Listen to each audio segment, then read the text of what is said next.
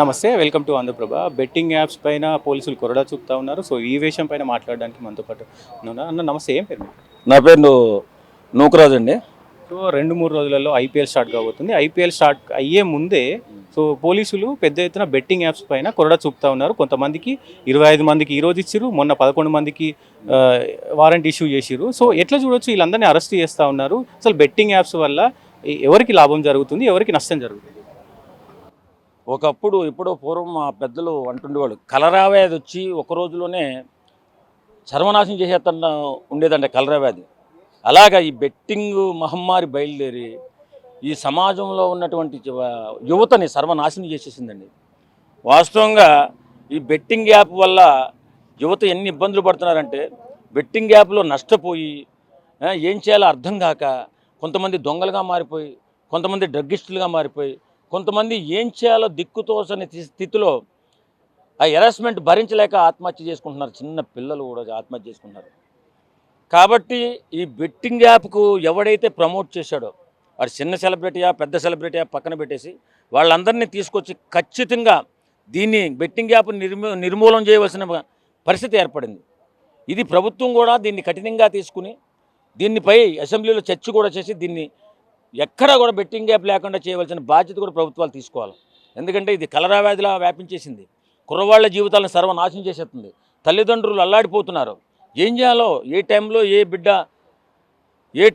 బిడ్డ ఆత్మహత్య చేసుకుంటాడో. ఫోన్లు చూసుకుంటూ ఉంటారు. ఫోన్ చూసుకుంటున్నాడు అనుకుంటామా, బెట్టింగ్ యాప్ ఆడుతున్నాడు అనుకుంటామా?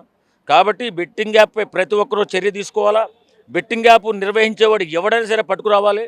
బెట్టింగ్ యాప్ ప్రమోట్ చేసిన ఏ రాజకీయ నాయకుడైనా, సినీ సెలబ్రిటీ అయినా, యూట్యూబర్ అయినా ఎవరినైనా సరే తీసుకొచ్చి పోలీస్ స్టేషన్లో కూర్చోబెట్టి వాడికి తగిన శాస్తి చేయాలని చెప్పి నా మనస్ఫూర్తిగా కోరుకుంటున్నాను. సో ఈ బెట్టింగ్ యాప్లో నష్టపోయిన వాళ్ళే ఎక్కువ మంది ఉన్నారు. సో సెలబ్రిటీలకైతే 1,00,000, ఒక్కొక్క అలా స్థాయిని బట్టి 1,00,000, ఒక్క వీడియోకి 1,00,000, లేదంటే లక్షలలోనే ఉంది వాళ్ళ రిమ్యూనేషన్.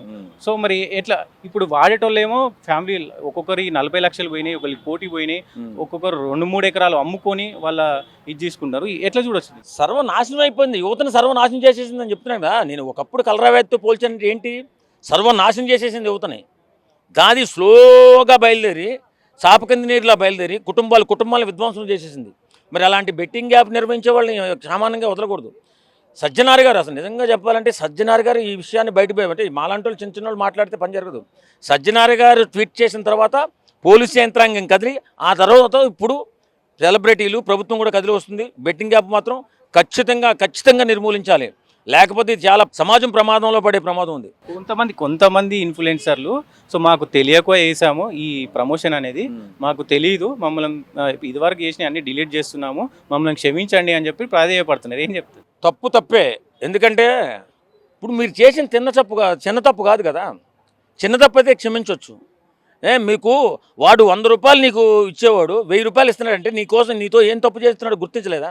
ఓ చిన్న వీడియోకే 1000 లక్షలు, 5 లక్షలు, 10 లక్షలు మీరు తీసుకుంటున్నారంటే మీరు సమాజంలో ఎలాంటి చిన్న సెలబ్రిటీ, నీ ముఖ పరిచయం ఉన్న సెలబ్రిటీ నువ్వు, నీకు 1 లక్ష 5 లక్షలు ఇస్తున్నాడంటే ఎందుకు ఇస్తున్నాడు?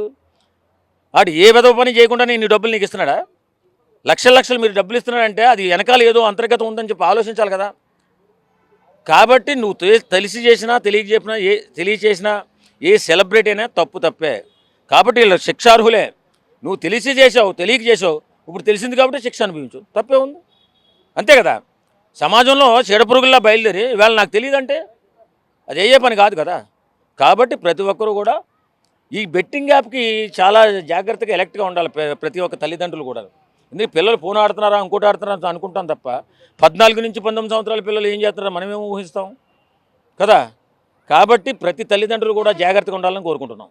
సో ఇది పరిస్థితి. సో బెట్టింగ్ యాప్స్ పైన స్ట్రిక్ట్గా యాక్షన్ తీసుకోవాలి. దీంట్లో గవర్నమెంట్ కూడా స్పందించాలి. గవర్నమెంట్ అసెంబ్లీ సమావేశాల్లో దీనిపైన మాట్లాడాలని చెప్పి కూడా వాళ్ళు డిమాండ్ చేస్తూ ఉన్నారు. Cameraman సతీష్తో SK, Andhraprabha.